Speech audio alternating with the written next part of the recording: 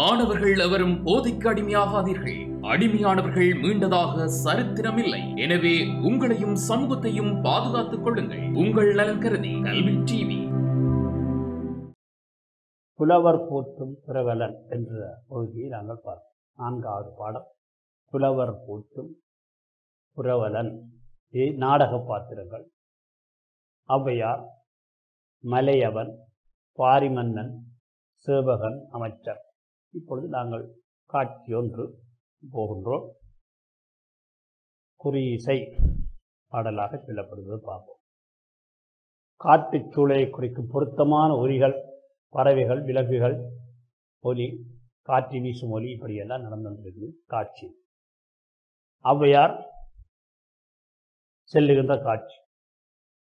நடந்த களைப்பு மேலிட தனக்குள் அப்பாடா என்று அவர் ஔவையார் சொல்றார். பாடா பெருமூச்சு விட்டு ஒருவருக்கு தெரியாமல் ஒரு வாராக அரண்மனையை விட்டு ஓடி வந்தாகி விட்டது. இனி கவலை இல்லை. அரண்மனையை விட்டு வந்துட்டார். அரசன் ஓய்வெடுக்கும் நேரம் பார்த்து, கவலை இல்லை, அரசன் ஓய்வெடுக்கும் நேரம் பார்த்து ஒளிந்து வந்தது. புத்தகமாகி விட்டது. அவர் ஓய்வெடுக்கிற நேரம் பார்த்து இவர் தெரியாமல் வந்துட்டார். இல்லை என்றால் பரம்பு மலை நாட்டை விட்டு புறப்பட்டிருக்கவே முடியாது. பரம்பு நிலையான நாட்டை விட்டு புறப்பட்டிருக்கவே முடியாது. பெருமூச்சு. இன்னும் கொஞ்ச தூரம்தான்.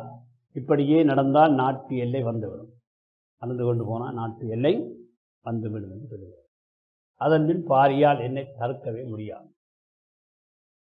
சிரித்து 10 திங்கள் கழிந்த பின்னும் என்னை போக விடாத தடுத்த மன்னன் பாரியை நான் ஏமாற்றி விட்டேன். 10 திங்கள் என்ன?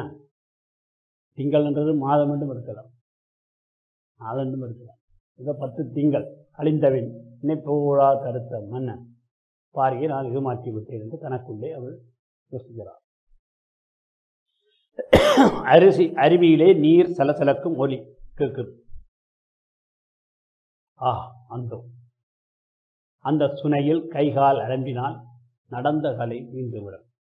கைகாலை அலம்பினால் நடந்த கலை தீர்ந்துவிடும். தண்ணிக்குள்ள நினைச்சா நடந்த கலை எல்லாம் தீர்ந்துவிடும். அப்பாடா, இங்கு சிறிது இளைப்பாறுவோம். அடா, எங்கு பார்க்கினும் மூங்கில் நெல்லும் கொங்குத்தேனும் வள்ளிக்கிழங்கும். எங்க பார்த்தாலும் என்ன இருக்குது? மூங்கில் நெல்லும், மூங்கிலும் நெல்லும் கொங்குத்தேனும் வள்ளிக்கிழங்கும் சுவை மிகிர் பலாக்கனியும் இங்கேதான் இருக்கு. உழவின்றியே விளைந்து கிடக்கின்றனவே. உழவில்லாமலே இவை விளையிடும். அவ்வளவு வளமான நாடு. தண்ணியோடு அப்போ இவையெல்லாம் விளையும். உழவின்றியே விளைந்து கிடக்கின்றனவே. ஆகா, இதுவன்றோ நாடு. இதுதான் நாடு. இப்படி விளைகிற நாடு தான் நாடு.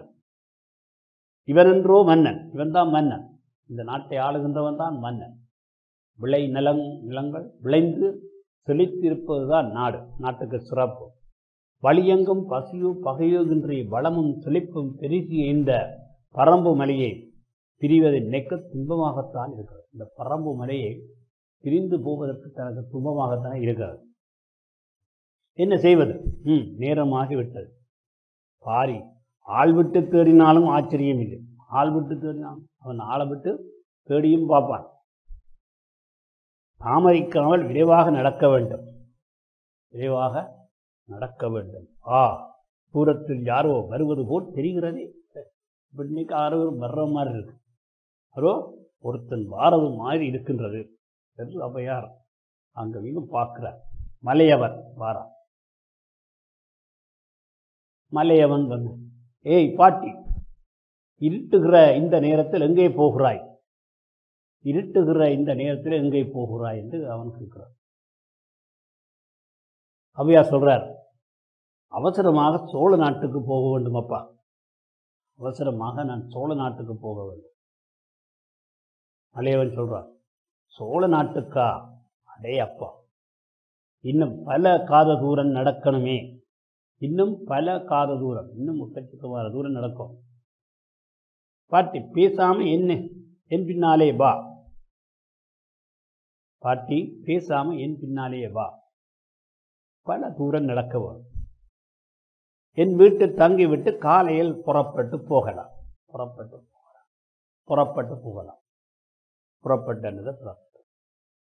காலையில் நீ போகலாம், இருட்டாயிட்டு விடும். இல்லையாப்பா, நான் இன்றே போயாக வேண்டும். போவாய், நான் இன்றைக்கே போயாக வேண்டும். இருட்டி விட்டால் என்ன? நில ஒளிதான் பகல் போல வெளிச்சம் தருகிறது. இருட்டினா என்ன? நில ஒளி இருக்குது, பகல் போல வெளிச்சமா இருக்குது, போகலாம்.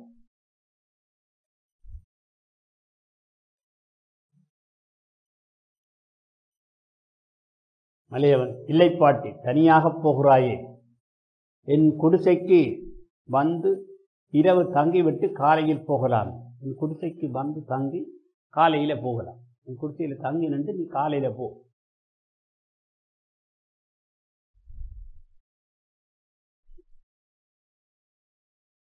ஔவையார், ஏனப்பா அதை ஏன் தனியாக போகக்கூடாது? இங்கு வழியில் கொடிய விலங்குகள் பயமுண்டா? ஏன் தனியாக போகக்கூடாது நீ மறைக்கிற? என்ன, இங்கு வழியிலே கொடிய விலங்குகள் பயமுண்டான்னு கேட்கிற. வலியவங்க சிரித்து விட்டு, விலங்குகளா? இல்லவே இல்லை. ஔவையார் பிறகு கேட்கிற, கல்வரால் ஏதும் ஆபத்து உண்டோ? கல்வர்களாலே ஏதும் ஆபத்து உண்டோ என்று. மலியவன் பிறகும் சிரித்து கொண்டு, என்ன சொன்னேன்? கல்வரா? என்ன சொல்லி போட்டார்? கல்வரா? இங்கேயும் கல்வர். மீண்டும் சேர்த்து, எங்க பரம்புமலை ராசா பாரி இருக்கும் போது, எங்கள் பரம்புமலையினுடைய ராசா பாரி இருக்கிற போது கல்வராவது விலங்காவது அப்படி ஒன்றும் பயமில்லாத நாடு பரம்பு நாடு மட்டும்தான் பாட்டு. ஒரு பயம் இல்லாத நாடு இந்த பரம்பு நாடு மட்டும்தான். பின்னேர் என்னை போகவிடாது மறைக்கிறேன். புற என்னத்துக்கு என்ன மறைக்கிறீங்களெல்லாம் சொல்ற, புற என்னத்துக்கு என்ன மறைக்கிறேன்?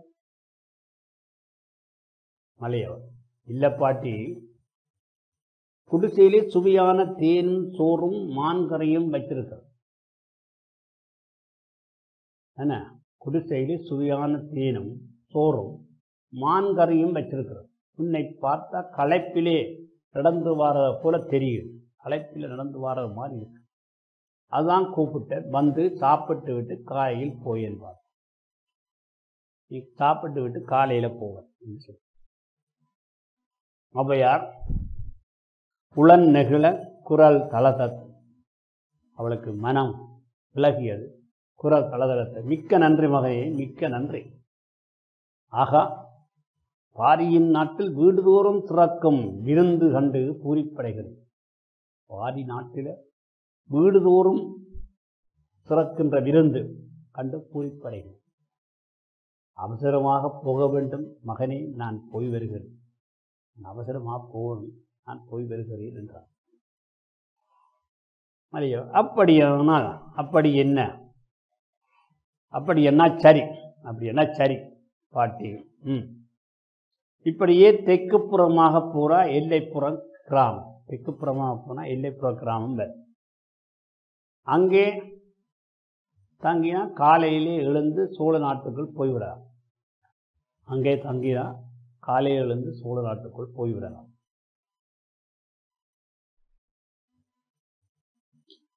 ஔவையார் தனக்குள்ளே, கல்லாத மலையோனும் இணை இல்லாத விருந்தொள்ளம் கொண்டுள்ளானே. கல்லாத மலையோனும் இணை இல்லாத விருந்தொள்ளம் கொண்டுள்ளானே. மலை நாட்டுக்குரிய. ஆகா, விருந்தோம்பதில் பரம்பு நாட்டுக்கு இணை ஏதுமில்லை. விருந்தோம்புவதில் அதாவது வருகின்றவர்களை உபசரித்து விருந்து கொடுப்பது. நாட்டுக்கு இணை ஏதுமில்லை. வருந்தி, பாரிமன்னா, உன்னிடம் சொல்லாமல் வந்தமைக்கு என்னை மன்னித்து. பாரிமன்னா, உன்னிடம் சொல்லாமல் வந்ததுக்கு என்னை மன்னித்து போ. தூரது குதிரையில் குளம்பொலி பெரிதாக தனிகள். பெரிதாக வந்து தூரத்தில் குதிரையினுடைய குளம்பொலி பெரிதாகி தணிகிறது. மெல்ல மெல்ல தணிந்து வருது. கல்வன் குரலை மாற்றி ஒரு கல்வன், ஏய் யாரது? நில் அப்படியே. கல்வன் குரலை மாற்றி, ஏய் யாரது? நில் அப்படியே. ஒரு அடி நகர்ந்தால் தொலைத்து விடுவேன். சிரித்து, ஓ பெண்ணா, பாயுங்க பெண்ணா என்று. அவையா, யாரடா நீ, ஏன் என்னை தத்தாய்? கால்வன் சொல்றான், ஏய் கிளவி, வீணாக உயிரை இழக்காது. கையில் என்ன அது, கொடு அப்படி, கொடு இப்படி. கையில் என்ன வச்சிருக்க, கொடு அப்படி. அவையார் புறம் திரும்பினார், யாரடா நீ, என்னுடைய உடைமையை ஏன் பறிக்கிறாய்? என்னுடைய உடைமையை ஏன் பறிக்கிறாய்? விடு விடு, என்னை கொடுக்க மாட்டேன், விடு, கொடுக்க மாட்டேன், விடு என்று கேட்டு. ஏய் கிளவி, நான் யார் தெரியுமா? வழிப்பறி கல்வன். கொடு இப்படி. அந்த வழிப்பறி கல்வன், கொடு இப்படி. ஔவையார்,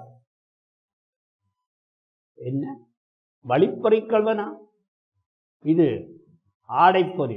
உனக்கு எதற்கப்பா இந்த கிளவியின் பழம் ஆடைகள்? இது ஆடைப்பொறி. என்ன தெரியும் இந்த பழம் ஆடை? கல்வன், பொய் பேசாதே, நகைகளை துணியால் சுற்றி மறைத்து கொண்டா போகிறாய், கொடு இப்படி. அப்படியா, இல்லையப்பா, அதில் நகைகள் எதுவும் இல்லை, வெறும் பழந்துணிதான். கல்வன், வாயை மூடு, கொடு இப்படி. பறைத்து கொண்டு போகும் வழி குதிரை வேகமாக போகிறது. பறைத்து கொண்டு போகிறான், கல்வன் பறைத்து கொண்டு போகிறான்.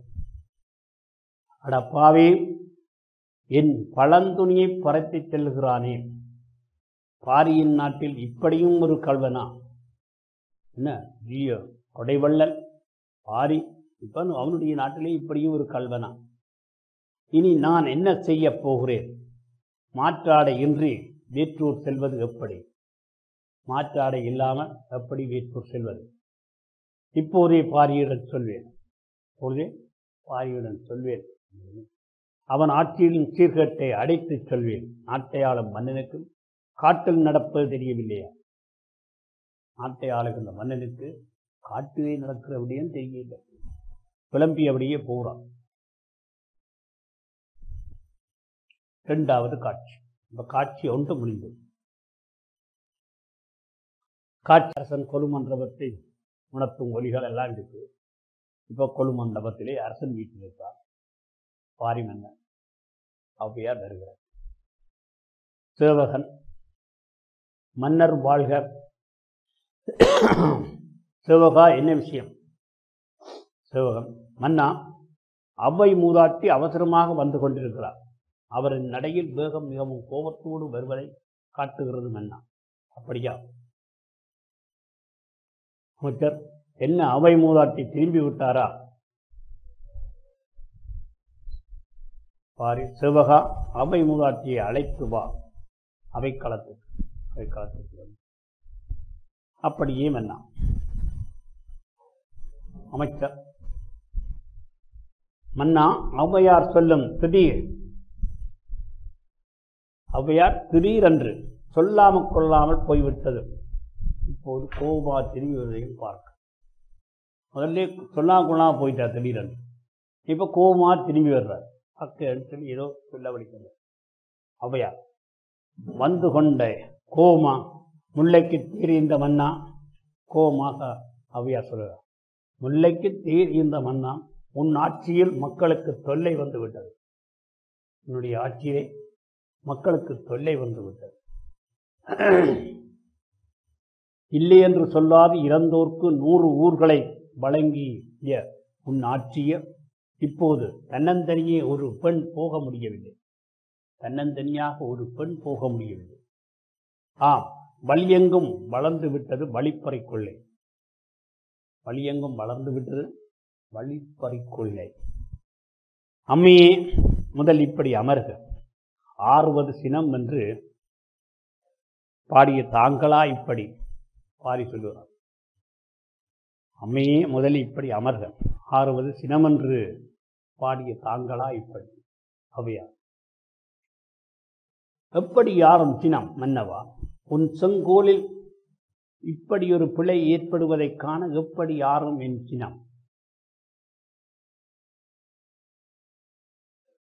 அமைச்சர் புலவர் பெருமாட்டியே, நடந்தது என்னவென்பதை இன்னும் தாங்கள் கூறவில்லையே. பாரி. அவ்வை மூதாட்டியே, என்னிடம் கூறாமல் எங்கு சென்றீர்கள்?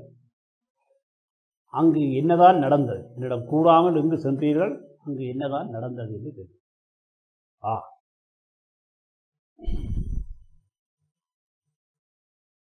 நான் எல்லைப்புற கிராமத்துக்கு சென்றேன். நான் தடுமாறி எல்லைப்புற கிராமத்துக்கு என்ன அமைச்சர், என்ன எல்லைப்புற கிராமத்துக்கு எதற்காக அங்கு சென்றீர்கள் புலவரே? அவையா வந்து அது நான் கோபமாக, அமைச்சரே என்ன கேள்வி இது? நான் என் ஆடைகளை கல்வரிடம் பறிகொடுத்து விட்டு வந்திருக்கிறேன். என்னுடைய ஆடைகளை கல்வரிடம் பறிகொடுத்து விட்டு வந்திருக்கிறேன். என்ன, கல்வரிடம் பறிகொடுத்தீர்களா? அமைச்சர். ஆமாம், என் துணிப்பொதியை பறித்து சென்று விட்டால் இங்கு நீங்கள் நிம்மதியாக இருக்கிறீர்கள். என்னுடைய துணிப்பொதியை பறித்து இல்லை, இருக்காது, ஒருபோதும் இருக்காது. அவையா, ஆமாம் அமைச்சரே, அங்கு எல்லையிலே வழிப்பறை கொள்ளையால் மக்கள் தொல்லை அடைகிறார்கள் என்று அவையார் சொல்றார். ஆமாம் அமைச்சரே, அங்கு எல்லையிலே வழிப்பறை கொள்ளையால் மக்கள் தொல்லை அடைகிறார். அமைச்சர் சொல்றார், இல்லை இல்லை, இல்லவே இல்லை, எல்லையில் கொள்ளையர் பயம் என்றுமே இருந்ததில்லை. அவையார், இன்று வந்து விட்டதே அமைச்சரே, அதற்கென்ன சொல்லுகிறேன்? என் உடைமைகளை திருடிச் சென்று விட்டான் ஒருவன். பாரி. அம்மையே, உம்முடைமைகளை திருடிய கல்வனை பிடிக்க வேண்டும், அவ்வளவுதானே? உம்முடைய உடைமைகளை திருடிய கல்வனை பிடிக்க வேண்டும். ஆமாம், அதுவும் உடனே பிடித்தாக வேண்டும், உடனே பிடித்தாக வேண்டும். அம்மையே, அந்த கல்வனை பிடித்து விட்டால் என்ன தண்டனை கொடுக்கலாம் அவனுக்கு? இந்த கல்வனை பிடித்து விட்டால் என்ன தண்டனை கொடுக்கலாம் என்று கேட்கிறார்.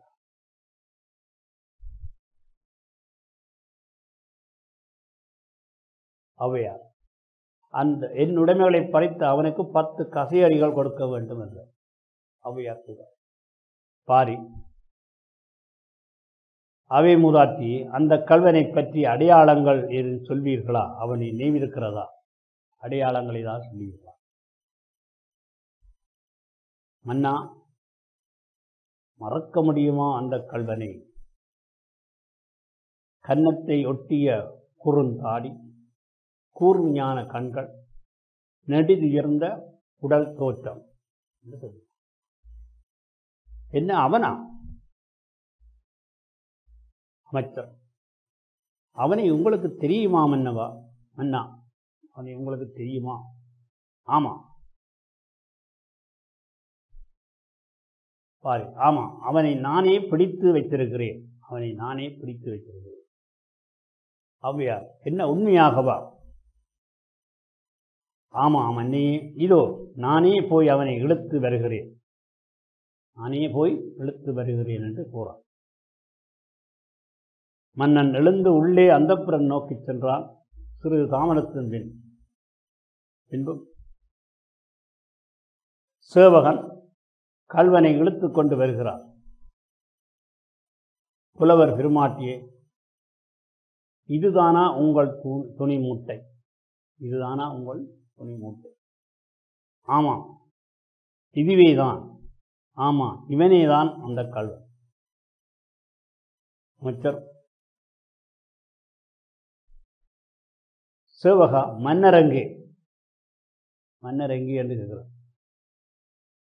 சேவகன் தண்டனை நிறைவேற்றும்படி சொல்லிவிட்டு அந்தப்புறம் போய்விட்டார். அமைச்சர், தண்டனையை நிறைவேற்றும்படி சொல்லிவிட்டு அவர் அந்தப்புறம் போய்விட்டார் என்று சொல்றார். அமைச்சர் தனக்கு, மன்னன் ஏன் அந்தப்புறம் போய்விட்டார்? இந்த கல்வன் இது கண்களை எங்கேயோ பார்த்திருக்கிறேனே, இந்த கல்வனது கண்களை எங்கேயோ பார்த்திருக்கிறேனே, எங்கே?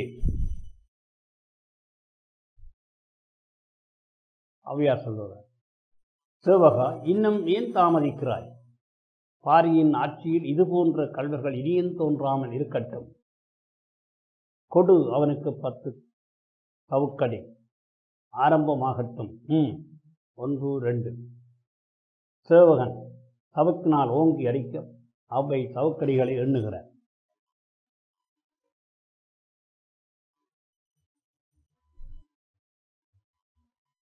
அமைச்சர் குறுக்கிட்டு, நிறுத்து சேவகா நிறுத்து. அல்லது ஐயோ மன்னவா என்ன இது நாடகம், மன்னவா என்ன இது நாடகம். ஔவையார் அதிர்ச்சியும், யார் மன்னன் பாரியா, யார் மன்னன் பாரியா, வள்ளல் பாரியா, நான் கல்வன் என்றேன். ஐயோ பெருங்குற்றம் செய்துவிட்டேன், பெருங்குற்றம் செய்துவிட்டேன்.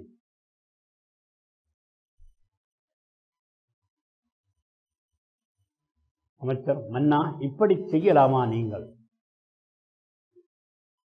பாரி சொல்லுகிறார், பொருங்களமைச்சே, அன்னையின் சினத்தை தணிக்க வேறு எந்த உபாயமும் தோன்றவில்லை எனக்கு, வேறு எந்த உபாயமும் தோன்றவில்லை. அவையா, அதற்காக இப்படி செய்யலாமா மன்னவா? அமைச்சர் தடுக்காவிட்டார் உன் பொன்னுடல் சவுக்கடியால் புண்ணாகி இருக்குமே. ஓ, எத்துணை பெரிய குற்றம் விளைத்து விட்டு என்னை மன்னித்து விடு மன்னா, இந்த கிளவியின் பிழையை மன்னித்து விடு வேண்டாம். பாரி குறிப்பிட்டு, அப்படி சொல்லாதீர்கள் அன்னையே, தாங்கள் தான் என்னை மன்னிக்க வேண்டும். எத்தனை கூறியும் கீழாது என்னிடம் சொல்லாமலே நீங்கள் புறப்பட்டு போனதை அறிந்த போதே என் நெஞ்சம் துடித்து போய்விட்டது. தமிழ் அன்னையே, தங்களுக்கு என்ன குறை வைத்தேன், என்ன குறை நான் வைத்தேன்? என்னையும் பரம்பு மன்னனையும் பிரிய எப்படி உங்களுக்கு மனம் வந்தது? நாங்கள் என்ன குற்றம் செய்தோம் தாய்? மன்னன் கேட்கிறோம். அவையா, குரல் தழுதலுக்கம், வள்ளலே, உன் உள்ளத்து அன்பை உணராது பெரும் பிழை செய்துவிட்டேன். தமிழ் காக்கும் தன்னொழியாய் நீ வாழ்க, புலவரை உயிரென மதிக்க நின் புகழ் வாழ்க. இனி போ என்று நீ சொன்னாலும் சொல்லும் வரை என்னை விட்டு, இப்பரம்பு மண்ணை விட்டு நான் போகவே மாட்டேன். அவையா பாரி மகிழ்ச்சியோடு, நன்றி அண்ணி, மிக்க நன்றி, என் செவியில் தேனூற்றி விட்டீர்கள் தமிழ் அண்ணி. காட்சி முடிவு. போலண்டரி என்றவர் எழுதியது. இலங்கை வானொலியில் இது ஒளிபரப்பப்பட்ட ஒரு நாடகம். இப்படி நாடக ரூபிலே எழுதப்பட்டது. இது பரம்பு நாட்டு மன்னன் பாரிக்கும் அவைக்கும் நடந்த உரையாடலை பற்றி அங்கே இங்கொழுங்கு சொல்லப்பட்டது. இங்கே மன்னனுடைய சிறப்பு, மன்னனை விட்டு பிரிய மனம் இல்லாமல் செல்லுகின்ற அந்த ஔவையாரை தடுப்பதற்கு என்ன செய்தார் என்ற விவரங்கள் எல்லாம் இங்கிருந்து தரப்பட்டது. அந்த வகையிலே நாங்கள் இதனுடைய பயிற்சிக்கு போவோம். அரும்பதங்களையும் பார்ப்போம். இங்கே மலையவர் என்றால் பரம்பு நாட்டு கிராமவாசி. குறி இசை என்றால் வாலி நாடத்தை அருவப்படுத்தி அடையாளப்படுத்தி ஒரு எழுக்கின்ற ஒரு இசை. இடை இசை காட்சி மாற்றத்தை உணர்த்த ஒன்றும் இசை. கல்லாத மலையோன், கல்வி அறிவற்ற மலையாசி. குளம்பொலி, குதிரையின் பாதத்தில் பொருத்தப்பட்ட தாடத்தின் ஒளி. 10 திங்கள் 10 மாதங்கள். ஆர்வகன் கோபத்தை அடக்க வேண்டும். தன்னொழியாய் போய் குளிர் தரும் ஒளி போன்றதனி என்று சொல்லப்படும். பரம்பு நாட்டின் மன்னன் யார் என்று சொல்லப்படும். பாரியன் தெரியும். ஔவையார் யார் தெரியும். தமிழ் மூதாட்டி. ஒருவருக்கும் தெரியாமல் அருமையை விட்டு ஔவையார் போனது ஏன் என வேறு நாட்டுக்கு செல்ல வேண்டும் என்பதும் அதை இவன் கேட்டால் விடமாட்டான். பாரி விடமாட்டான் என்று விடுதால் ஒருக்கும் தெரியாது. பரம்பு நாட்டு உழவின்றி விளைந்து கிடைக்கும் உணவுகள். அங்கே பல வகையான உணவுகள் என பலாப்பழம், தேன், மற்றது மூங்கில், அப்படி என்று பல, நெல். பரம்பு நாட்டின் சிறப்பை விவரித்த பழங்கொழிக்கின்ற நாடு. தண்ணீர் ஓடுகின்றது என எல்லாம் விளைந்துள்ளது. மன்னனும் குணவியல்புகள் இருந்தோம்புதல்ல மன்னன் சிறப்புடையாகும். இப்போ நாங்கள் இதை நாடகத்தை வகுப்பில் நீங்கள் குழுக்களாக பிரித்து நாடகமாக நடித்து காட்ட செய்யப்பார். இப்பொழுது 4ஆம் வேற்றுமையை பற்றி முழுமையாக பார்ப்போம். இப்போ 4ஆம் வேற்றுமை என்றால் என்ன என்றது உங்களுக்கு தெரியும். அதாவது பெயர் சொல்லால் வேற்றுமை ஏற்கும் என்றது முதலாவது. அந்த வேற்றுமை ஏற்கிற போது அதாவது பெயர் சொல்லை வேறு பிரித்து அதனுடைய கருத்தை வேறு பிரித்து அறிவதற்கு இந்த வேற்றுமை உதவுகிறது. வேற்றுமை உருவுகள் அப்படித்தான் அமைகின்றது. கந்தன் மரத்தை வெட்டினான் என்று சொல்றது, கந்தன் மரம் வெட்டினான் என்று வித்தியாசம் இருக்கு. மரம் வெட்டினான் என்று சொல்லலாம், ஆனா கந்தன் வெட்டினான் என்று சொல்றார், மரத்தை வெட்டினான் என்று சொல்றார். இவற்றுக்கு சின்ன சின்ன வித்தியாசம். மரத்தை என்றைக்கு அந்த ஐயுருவு சேர்ந்து அதை தெளிவுபடுத்துகிறது. மரம் வெட்டினான் என்றார்.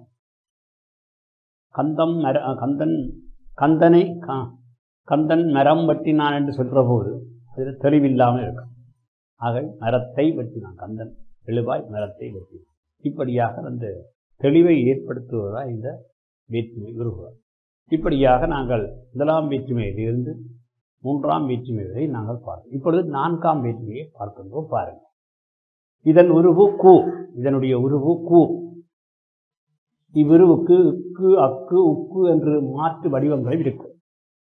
பூனைக்கு, எனக்கு, அப்பாவுக்கு என்றெல்லாம் வருகிற போது அங்கே இந்த பூ உருவு வருகின்றது. நண்பனுக்கு பணம் கொடுத்தான், கொடைப்பொருள். இந்த நான்காம் வேற்றுமை உருவுகள் சில பொருட்களையும் சரியாக அமைய வேண்டும். இந்த கொடைப்பொருள். அடுத்தது எலிக்கு பகை பூனை, பகைப்பொருள் எலிக்கு. கந்தனுக்கு உரிய, காந்தனுக்கு உரியது தீவன், நட்பு. அல்ல காந்தனுக்கு தீவன் நண்பன் அப்படின்னு சொல்லலாம், நட்பு. கற்றவனுக்கு உரியது பணிவு, தகுதி. கற்றவனுக்கு உரியது பணிவு. காப்புக்கு தங்கம் உருக்கினான், முதற்காரணம். காப்பு செய்வதற்கு முதற்காரணம் தங்கம். கூலிக்கு வேலை செய்தான், நிமித்த காரணம், கூலிக்காக. காப்பு செய்கிறவன் கூலிக்காக வேலை செய்தான். கந்தனுக்கு மகன் சித்தன், உறவு. கந்தனுக்கு மகன் சித்தன். இப்படி நாங்கள் இவற்றை எல்லாவற்றையுமா கொடை, பகை, நட்பு, தகுதி, முதற்காரணம், நிமித்த காரணம், உறவு. உறவு என்றது முறை என்று சொல்றது. அப்ப இப்படியான கொடை பொருட்கள், இப்படியான பொருள், கொடை, பகை, நட்பு, தகுதி, முதற்காரணம், நிமித்த காரணம், உறவு, இப்படியான பொருளையும் வர வேண்டும். கூ உருவு இப்படி வரும். ஆகவே வாக்கியங்களுக்கு பொருளையும் அவதானித்திருப்பேன். மேலே குறிப்பிட்ட பொருட்கள் மட்டுமின்றி வேறு பல பொருட்களும் குறு உருவு வருகிறது என மொழி ஆய்வாளர்கள் இப்பொழுது சொல்லுகிறார். அது வேறு. எங்களுடைய இலக்கண நன்னூலாருடைய அந்த சூத்திரத்தின்படி இப்படி ஒரு பொருட்கள் தான் தருமன்றதான் முக்கியமானது.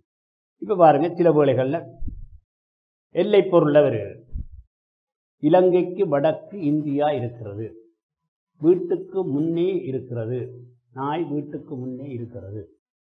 இது இடப்பொருளில் வருது, எல்லை பொருள்.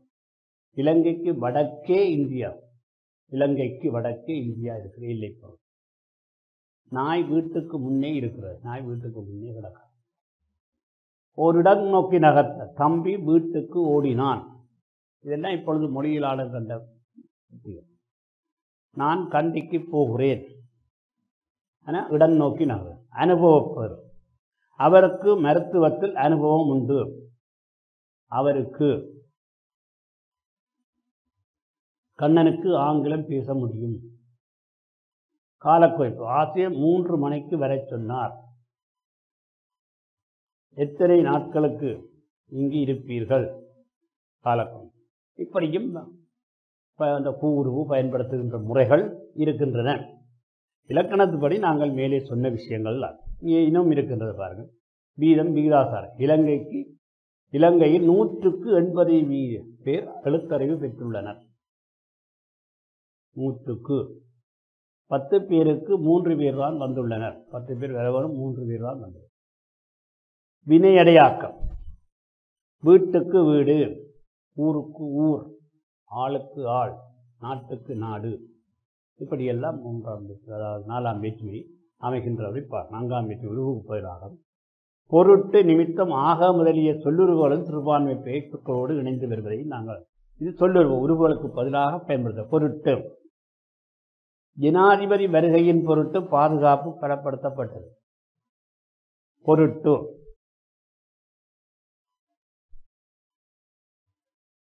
நிமித்தம், ஒரு முக்கிய அலுவலின் நிமித்தம் அவர் வெளியூர் போயிருக்கிறார். நிமித்தம். அம்மா குழந்தைக்காக பால் வாங்கினார். ஆக, பொருட்டு நிமித்தம் ஆக என்பது உருவுக்கு பதிலாக பயன்படுத்துகிறது.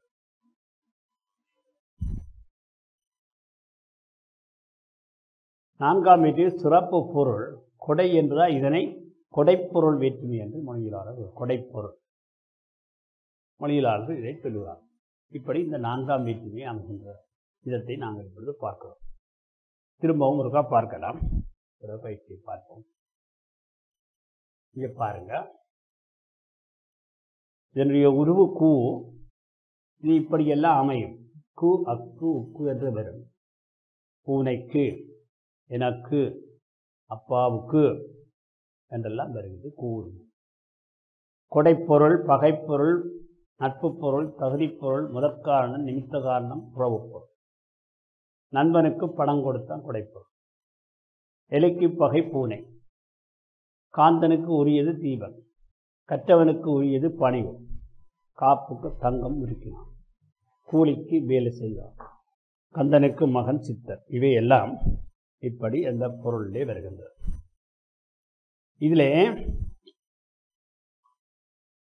மேலே குறிக்கப்பட்ட பொருளில் மட்டுமின்றி பல பொருட்களிலும் கூ உருவு வருகிறது என்ற மொழியியலாளர்கள் தற்பொழுது கூறுகிறார்கள்.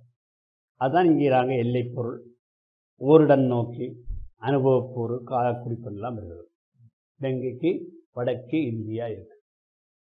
நாய் வீட்டுக்கு முன்னே இருக்கிறது. இடம் நோக்கி, தம்பி வீட்டுக்கு ஓடினான். நான் கண்டிக்கு போகிறேன். அவருக்கு மருத்துவத்தில் அனுபவம் உண்டு. கண்ணனுக்கு ஆங்கிலம் பேச முடியும். ஆசிரியர் 3 மணிக்கு வர சொன்னார்.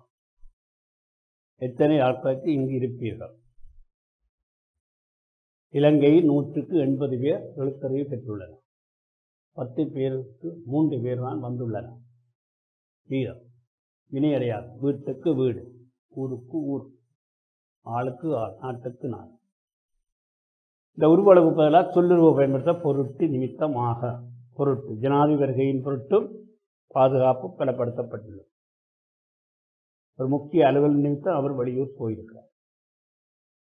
அம்மா குழந்தைக்காக பால் வாங்கினார். அப்போ இப்படி எல்லாம் வருகின்றன. இவற்றினாலே இந்த நான்காம் உருவை நாங்கள் என்ன பொருள் வேற்றுமை, அதாவது கொடைப்பொருள் வேற்றுமை என்று சொல்லுவார். அதாவது கொடைப்பொருள் வேற்றுமை என்று அழைக்கின்ற வழக்கம் இது. இனி நாங்கள் வாக்கியங்களை பார்ப்போம். பின்வரும் வாக்கிய இடம்பெறும் வேற்றி உருவையும் பொருளையும் சொல்லுருவையும் இனங்கண்டு எழுத சொல்லியது. சிப்பியால் செதுக்கப்பட்ட சிலை.